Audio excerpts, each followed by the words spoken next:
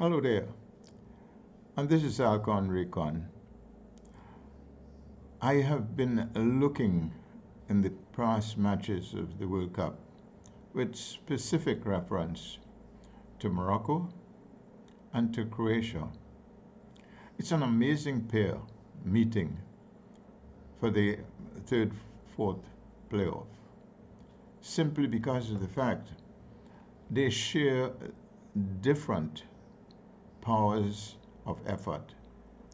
Maybe I can try to explain that.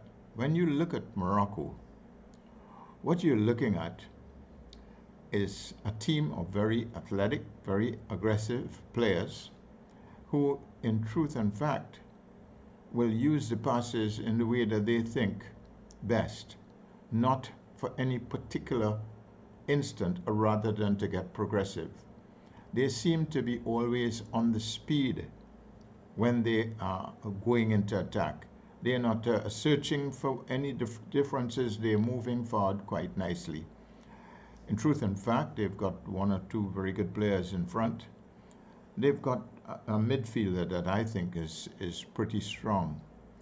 What they do not do is utilize and form a plan to be able to destroy the fabric of any defense that they're playing against. They look always as though they can win the game simply because of the energy that they have put out on it. I have looked at them very carefully, and outside of one or two of the little Zizek or Zizek, whatever you call him in the name, and there is also the other one in Negrin. Those two guys can play. They can play really well. What happens with them, the midfielders come into their path as well because they want to be able to have options to get at goal. Unfortunately, they played the tournament and they played it enough to tell the world they are getting on, and they're getting on very well.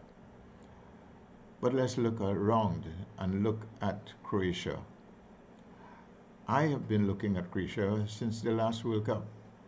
I have been impressed with them. I thought they would have won the World Cup there simply because of the fact that strategically they knew what they were doing.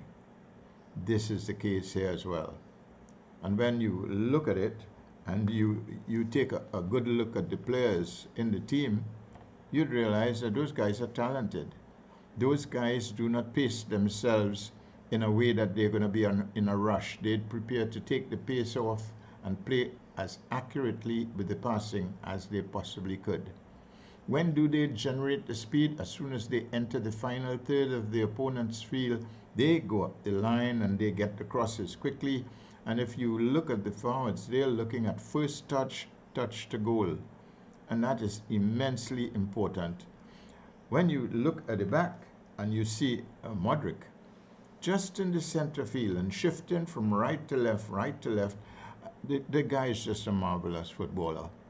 He gets into positions where if it's the third pass coming, the fourth one should get to him in a position which when he gets it and he releases the ball, it has a passing lane or two or three. We've seen that for the entire tournament. The guy is next to him, Brozovic, he's a workhorse. He works very hard to get the ball from Modric. And even on the next side, Kovacic, which we all know in football, that's a strong midfield. That's where they are. What happens at the end of it all is that sometimes their attacking force wants to go out onto the right wing back and left wing back and not go back, which means that the midfielders have got to retreat now to be able to get into a defensive position.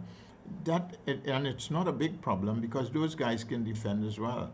But what they are missing is Modric and Brozovic.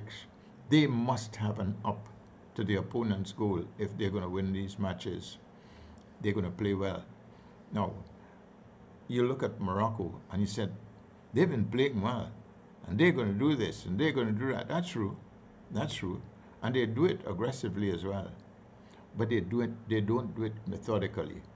The ones that they like to do is to get up the flanks and go high in the air across the goal because you've got some very vicious aggressive defenders coming in for the header or anything else. If they continue to do it, and maybe they will success, but if they continue to do it against a Croatian team that's dealing with 5 people at the front, they could pay the penalties. And in my own feeling, I will prefer to see a Croatian victory, if only because of the fact that they will have taught the world so many good things when they play. It is not that easy to see in Morocco. It's not that I dislike Morocco, but they're younger in the business. And I commend both the teams for getting there. But at this point in time, I think Croatia has got the edge. They will come on and move the ball away. They'd make those guys run and run and run and run, and in truth and fact, tire them. And if you tire them, then they are in trouble. If they come into attack aggressively all the time and running that 60, 70 meters to come back, they could be in trouble as well, unless they get a goal, and then it gets them enthusiastic of keeping the lead until the end of the game. It can be so, but it's going to be a close one. But I still believe that Croatia is going to win it. I have that feeling. Bye.